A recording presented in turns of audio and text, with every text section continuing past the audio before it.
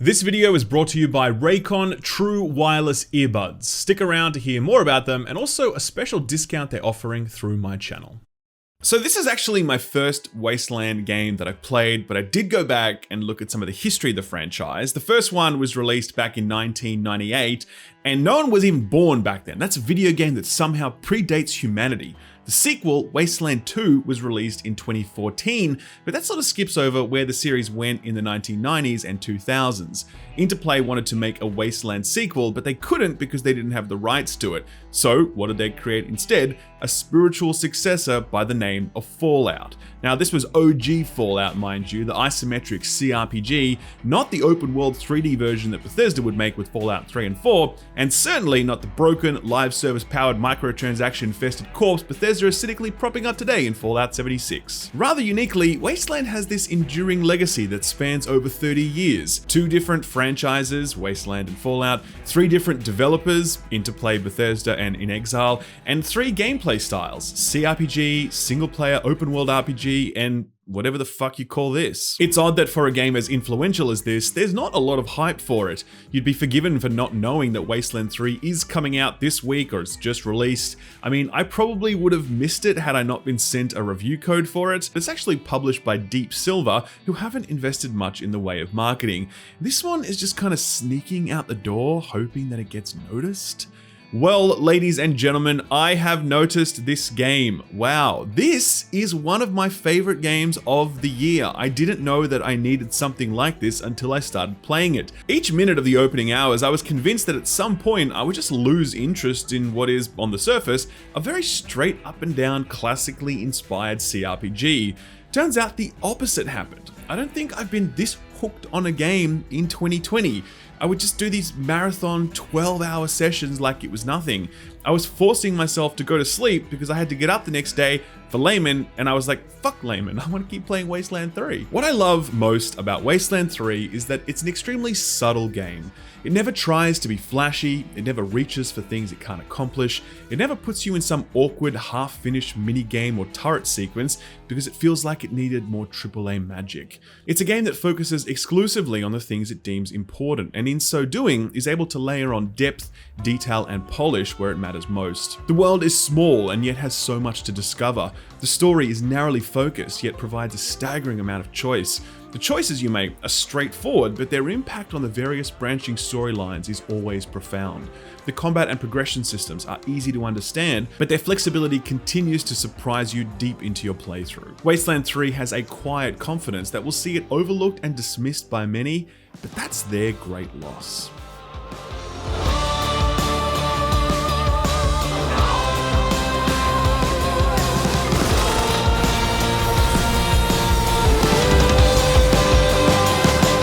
So often RPGs will send you on grand quests of world-saving import. Spanning countries, continents, planets, and sometimes galaxies, these epic odysseys use scale as a way to communicate significance, as though the stakes become higher for every square mile of available real estate, or for every new clan, species, or representative government you encounter. Wasteland 3 does things very differently. The world is not so much the world as it is a small corner of Colorado, and it's not so much imperiled as it is inconvenienced. The local leader's children are running amok and you need to bring them to heel. The local gangs are proving to be more trouble than usual and you need to put them back in their box. The power's gone out and you need to get it back on, etc, etc. In a world where nearly every video game subscribes to the bigger is better paradigm, Wasteland's more telescopic worldview is a genuine relief. I kept waiting for the part where some big baddie had discovered a new nuclear stockpile and is ready to wipe out the last remains of humanity because the voices in his head told her to do so, but that moment never came. Instead, Wasteland remains firmly fixed on the internecine squabbles of the locals and the family drama on which it hinges. The center of that family is the Patriarch, a benevolent dictator of sorts who genuinely has his people's best interests at heart, but still does all of the reprehensible things that dictators do in order to retain their grasp on power. He gently waves towards the promise of free elections when the time is right, while talking straight-faced about how his people are free. He makes deals with slavers and outlaw gangs and justifies them by saying that the needs of his people come before any sort of moral imperative. He keeps a secret gulag, but he only uses it for those he feels endangers the peace and order he so carefully carefully protects. He's layered, he's multifaceted, he's morally ambiguous. In short, he's the perfect jumping off point for a story such as this. The jumping part is up to you, the Rangers, who on an expedition from Arizona to forge an alliance with the Patriarch are attacked. With the squad wiped out and only 2 of you left, it's up to you to rebuild the Ranger presence so you can prove your worth to the Patriarch, seal the alliance with him, and head home. The problem you're to solve are the Patriarch's kids. They're kind of jerks, but you can't really blame them, since anyone named Liberty, Valor, and Victory obviously had one of those parents. Each of them have run away from daddy, teamed up with some sort of hostile outfit, and have their own plans for taking out their father and replacing him. You have to make sure that doesn't happen, or does happen. It's entirely up to you. Wasteland 3 shows a sort of focus that is rare in many games. From the opening section of the game, you'll have the quest to bring down the Patriarch's kids in your quest log. You're just way too low level to do them at that point. Immediately, the objectives are clear, and you can begin working towards them as you see fit. They're in your mind from the get-go, rather than being later revealed to you as layers of intrigue are peeled back. Not to say that those layers don't exist though. As you take your first steps into Colorado Springs, you'll soon learn just how entwined, interconnected, and incestuous this little saga is. You'll meet the Patriarch's marshals, the deputized law enforcement responsible for keeping the peace. You'll meet some of the 100 families, the local gentry who represent more landed and moneyed interests. You'll meet the local mafia boss who may or may not be looking to unseat the Patriarch himself. You'll meet refugees flooding the cities, displaced by the Patriarch's recent decisions, but without any of the Patriarch's hospitality to compensate. There are more factions to meet beyond the walls of Colorado Springs, but what I like most about this setup is how local the whole thing feels. I think of games like Baldur's Gate or Skyrim or Dragon Age or even the more recent Outer Worlds, and I think of the individual stories that unfold at each new location. In those games, every new town is like its own little island, full of problems that are largely separate from the world around them. Each new location feels like that dome town where nothing can get in or get out. I don't know, maybe it can, I never watched the show. In Wasteland 3, every new faction you meet is intimately caught up in the affairs of almost all the other factions. Every new location you visit has some importance to all the other locations. Take the ski resort in Aspen, for example. This used to be one of the 100 families' tourist spots. The Patriarch has his own private suite there. The families would go there to hold court with the Patriarch and decide the fate of Colorado citizens. Now it's occupied by one of the Patriarch's children, who are protected by the Dorsey family, who were part of the 100 families, but they went rogue in an attempt to overthrow the Patriarch. They have a whole bunch of hostages up there, like members of the 100 families, and even the father of one of your teammates, and a ranger is also up there for some reason, and just heaps of other stuff. This is just one location that's pulling from like 6 backstories at once, and this location is not unique in that regard. Everywhere you go is like this. Every new place, every new story feels like it's built on the foundations of the existing stories and world around it. The best way to summarize it would be to say that other games feel like the world is populated by disparate villages, largely unaware of the existence of other villages. Wasteland 3 feels like a world with one big fucking skyscraper, and everyone lives there, and they're all trying to kill each other. The small, narrowly focused, tight-knit world serves as a foundation for one of the most reactive worlds I've experienced in an RPG. Because nothing sits discreetly in Wasteland, and every character, faction, and location is so tangled up with everything else, even your small choices can have massive flow-on impacts in ways you couldn't imagine. Firstly, I think we need to talk about freedom of choice and how this game approaches that. At almost any point, this game provides you the freedom to choose where to go, what to do, and how to do it. As I said, if you wanted to go straight up to the end boss of the game and kill her, you could do that. You just have to figure out a way to survive the encounter. About halfway through the game, I was ambushed by the final boss while exploring through the world, and I could choose to work with her against the Patriarch, or I could let her go, or I could attack her right then and there. Halfway through the game, so to speak, I could essentially resolve one of the most significant storylines if I wanted to do so. And those options there are all real options that would drastically change my playthrough. Were I to side with the boss person, it would mean going to war with the Patriarch, his marshals, and a huge number of NPCs that were loyal to him. Many of my party would leave my side because they couldn't support that course of action. Certain locations would become inaccessible to me because of that choice, and again, I can make that choice almost any time I like. I think my favorite example of the freedom this game gives you was the Gippers. Now, these guys are a cult who worship Ronald Reagan as their god president. They believe that Reagan ascended into an AI form and now resides in a network of computers which are connected to statues around his new White House. He has multiple wives and they're all called Nancy. They control the local oil reserves and they believe that everyone around them are communists, including a nearby robot commune full of hippie robots who genuinely believe in peace and love. The Gippers are at war with these robots as well as a local gang of outlaws.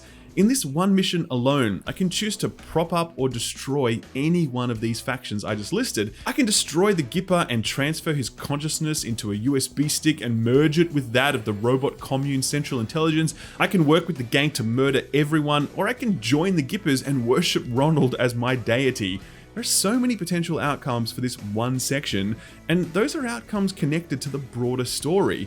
My choice to join or destroy the Gippers affects my standing with the Patriarch and the 100 families who rely on their oil, other members of outlaw gangs who are spread out across Colorado, or other sentient machines I happen to meet throughout my playthrough. In Wasteland 3, I have complete freedom to choose my path, but I also have the full weight of consequences bearing down on me in every moment. I have like 20 other stories like this one with the Gippers, entire factions I eradicated, entire locations I burned to the ground, individuals I backstabbed for either altruistic or selfish reasons, and with each of those decisions comes consequences that reverberate throughout my playthrough. In RPGs, choice is easy. Do you want to go through the left door or the right door? Do you want to kill the leader or spare his life? That stuff is cheap. When you play Wasteland, what you'll experience are not only decisions, but also repercussions of those decisions, and the way they ripple out and come back to bite you in the most unexpected ways is consistently impressive.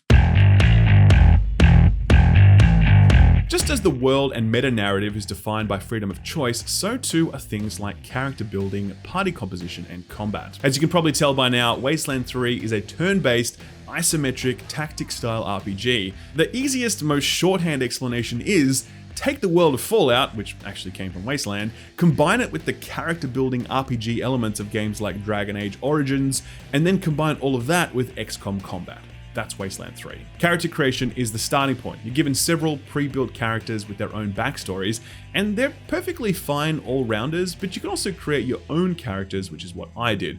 I made a giant meat sack of a man who is essentially incapable of doing anything other than hitting things, as well as a sly, sniper rifle-wielding sidekick who's the brains of the operation. You can assign each of them a backstory which provides a modest buff to certain stats, but you can also assign a quirk which provides a really powerful bonus, but also a really debilitating weakness. I made my big guy a blunderer, meaning he did 15% more melee damage, but it was basically impossible for him to crit. You get the picture. The visual customization offerings are quite disappointing. There's no facial molding and the presets all kind of look the same. Clothing also looks really similar and uninteresting, but there are additional clothing options uncovered later, and some of them can get pretty risky. You can also choose to have the clothing displayed even when you're wearing your armor, so that's a nice touch. Regardless, I think those looking to create characters that are wholly their own will be disappointed by the visual customization on offer here. Wasteland does make up for it though with its unique collection of skills and perks that really do allow you to build whatever sort of character you like. I made my meat sack an animal whisperer, meaning that he could befriend animals like pigs that he meets in the wild, and they'd follow him into combat. There's a sneaky shit stat that helps you disarm and avoid detection. There's a weird science stat that increases your damage to machines, lets you use weird experimental weapons and armor, and allows you to overload your weapon with bonus damage with only a small chance that it will explode in your hands. There's even one skill that lets you repair toasters you find. Yes, that's it. You just repair toasters. That's a thing in Wasteland 3. As I got deeper and deeper into the skills and perks that accompany them, I began to appreciate how well they combined functionality with genuine roleplay. I was able to combine sneaky shit with lockpicking and small arms to build myself a roguelike character. I freestyled with another, combining SMGs with nerd stuff and weird science to create a sort of run-and-gun technomancer, weaving through the front lines of combat to hack machines and deal massive damage when standing out of cover. Each of my characters had their own very specific niche, and were I to play through the game again, I could pick an entirely different playstyle for each character, built a new party that is completely distinct from the one I already had, and I know I could make that work as well because each of the skills are so well constructed. One thing the skills do particularly well is function across both combat and non-combat settings.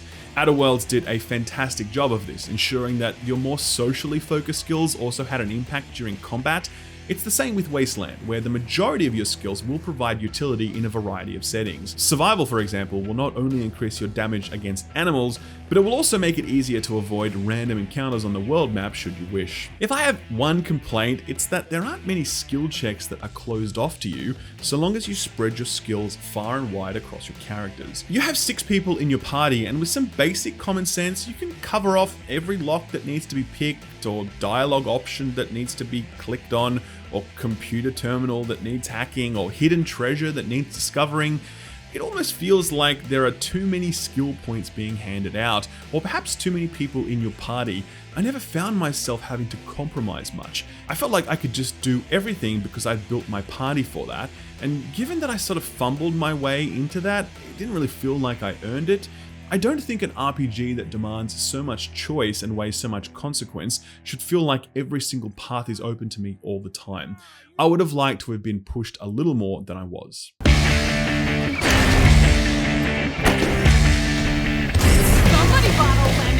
Where I was pushed was the combat. Holy shit, this game is not easy. Now, I've heard Wasteland 1 and 2 were really bullshit hard and just drove people crazy, but I don't know about that since I didn't play them.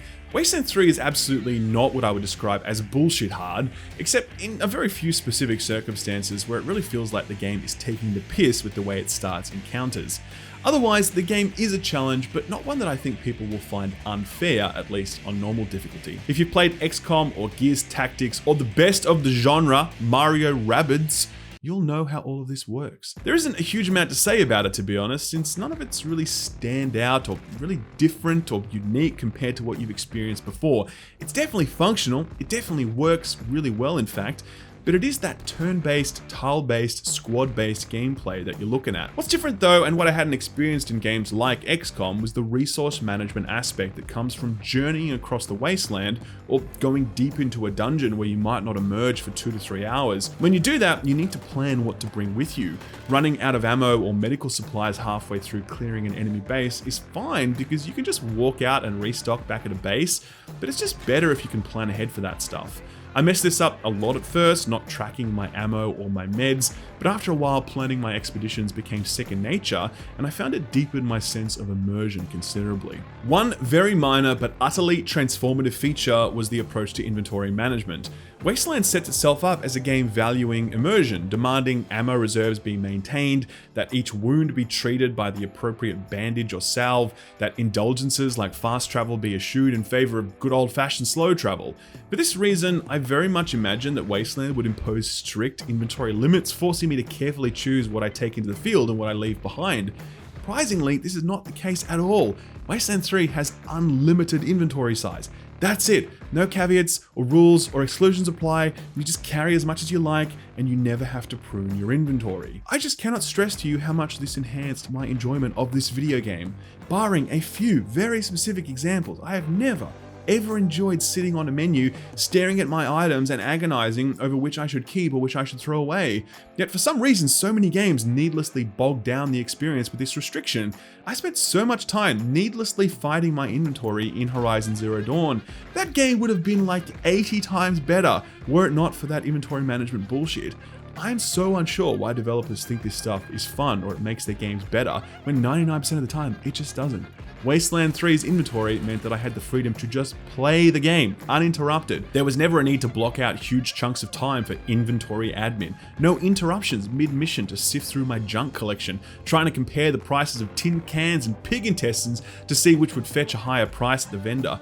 I just got to play the game, and that was great. One thing I didn't like about the combat though was the way it starts encounters. So you're wandering around dungeons and you start encounters by attacking an enemy. At that point, there's a roll check of each character's initiative, and if you haven't put points into that, then the opponents all get to move first and just have this massive advantage over you, potentially KOing your entire party and forcing you to reload your save. I mean, look at this.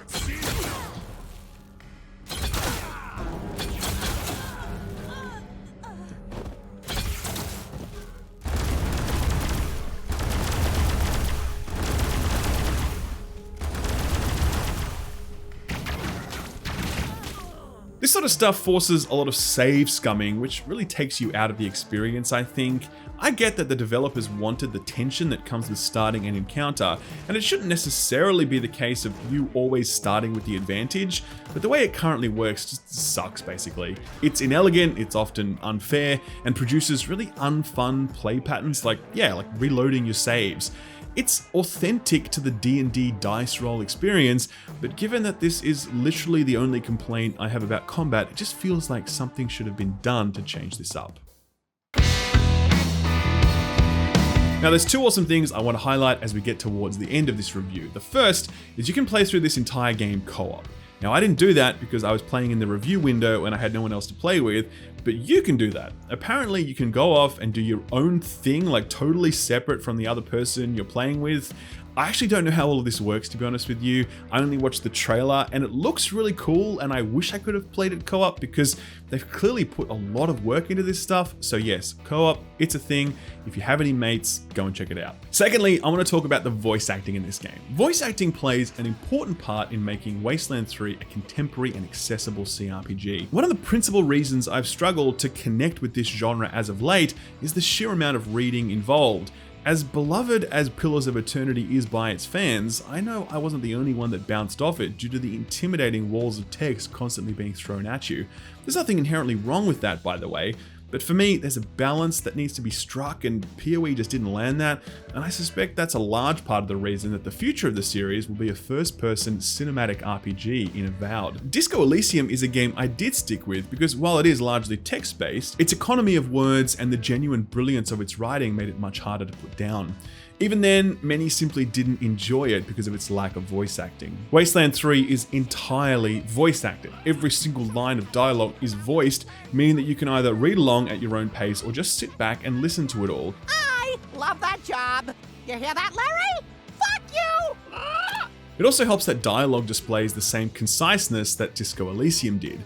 Even when you click all of the things to deep dive into the lore and the backstory, you'll typically meet no more than 2 or 3 sentences before you're back to some more active verbs. The voice work on the tightly delivered dialogue goes a long way towards making Wasteland one of the most accessible CRPGs I've ever played, if not the most accessible. In 50 hours, I never once experienced any sort of fatigue relating to NPC dialogue. I never regretted clicking on any of the backstory options because I could see the game valued my time enough to never be indulgent in its exposition. If you're someone that wanted to try a game like this in the past but found them a little bit too much work, Wasteland 3 might just be the CRPG you've been searching for. The voice work here isn't only about convenience. In some 50 hours of play, I'm yet to find a single voice actor whose performance wasn't unique, authentic, and engrossing. I mean, just listen to this guy, for example. Little crack in the ceiling over there drips some water, so I just gotta lick the wall when I'm thirsty. And you know what they say about dark, damp spaces, man. Mushroom grow there, man. Wasteland 3's voice work is so on point that it infuses each new NPC interaction with an X-factor quality that sees you excited to click on people. Their accents, their turns of phrase, their places of origins, their backstories, their sanity, all of it's revealed to you the moment they open their mouth. It's like each voice actor had such a detailed brief on how exactly to portray each of these characters, and given how small some of these roles are, I was just constantly thinking to myself, it would not have been easy to maintain this level of quality. Custody, you whores! Didn't I tell you what you want to know, you fucking lobby, they're all the same! Honestly, I've played hundreds of RPGs over the years, and I have no problem telling you that Wasteland 3 has some of the best, most consistent, and most surprising voice work I've ever heard. It's a standout feature that I suspect won't get nearly as much credit as it deserves. To round things out, we need to talk about the worrying technical performance on PC. Now, I played Wasteland 3 on a 2080 Ti and an i7 8700K. I played at 1440p. This is not a particularly good looking game. In fact, I would go as far as to say it's kind of ugly. Environments are generally wide, expansive, and have a sort of empty feel to them, as though the developers were focused on making each space playable as a combat arena rather than filled with unnecessary foliage and decoration. What is there also doesn't look great. It's simple textures, simple shadows, and flat lighting.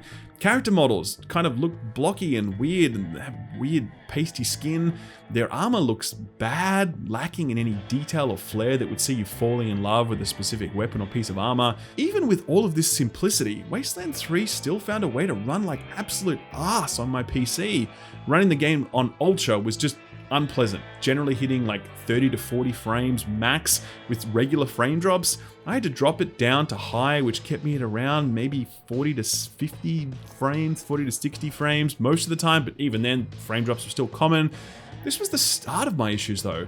Way more frustrating was this weird memory leak issue, I think, which would pop up every few hours. When this happened, the game would chug down to literally 5 frames a second, and I couldn't fix it until after I restarted the game. This is a very big problem, given that you can't save during combat encounters, and some of the encounters can run for upwards of 45 minutes. Imagine playing a game at 5 FPS for 20 minutes because you don't want to lose the previous 25 minutes of work you had already put into that encounter. That is what I was facing multiple times. It was a joke. Beyond that, I had a few issues with quests and NPCs. One quest just didn't spawn the enemies needed and it couldn't be completed. I have an unfinished quest in my log because the NPC I needed to report back to is dead and the game doesn't register that fact. Another quest, the NPC I needed to report to was completely invisible. And this wasn't intentional, by the way. This wasn't some sort of thing where they have some kind of invisibility cloak. This was a bug, and were it not for a nearby item that triggered a dialogue prompt from that NPC, I would have been totally stuck on this main campaign quest, which, potentially could have bricked my playthrough. Now, this review was written and recorded before the release of the game, and there's a day one patch promised, but none of the issues I experienced were listed on the known issues list, so I don't know if that's going to fix them or not. It hurts me to say this, but I think these issues are so significant that if you are playing on PC, I'd really recommend holding off until, the day one patch hits and you've checked it out and you've heard some reports and you can be confident that it's going to work for you. It's a really great game. It's like 50 hours long, it's very good, and you don't want to have any of it spoiled by launch hiccups. If you have the self-restraint to wait a bit, I certainly would recommend it. But when the time comes, when you have the confidence, you should play this game. And believe it or not, it's on Game Pass. You can get one of the best RPGs of the year for like $10 or cheaper if you're just signing up to Game Pass for the first time. It's unbelievable value. It should be illegal, but it's not. Game Pass is just stupidly good. I want to finish by saying that I really hope this is the start of something big for the Wasteland franchise and inXile, as dumb as that sounds. I mean, the franchise has jumped around so much from developer to publisher to whatever, but its impact has been tremendous in shaping the sort of post-apocalyptic RPG landscape. You don't get Fallout or Fallout New Vegas without Wasteland, and just think how large those games loom in gaming's pantheon. I'll tell you this, there's no way I'm skipping Wasteland 4 or whatever inXile choose to make next. This was one of my favorite games of the year. Very strong tactics game, a brilliant role-playing game, one of the better written, better voice-acted games I've played in a while. It's 50 hours of quality, there's no microtransactions, and you can play the whole thing co-op, and you can get it on Game Pass. What more do you want?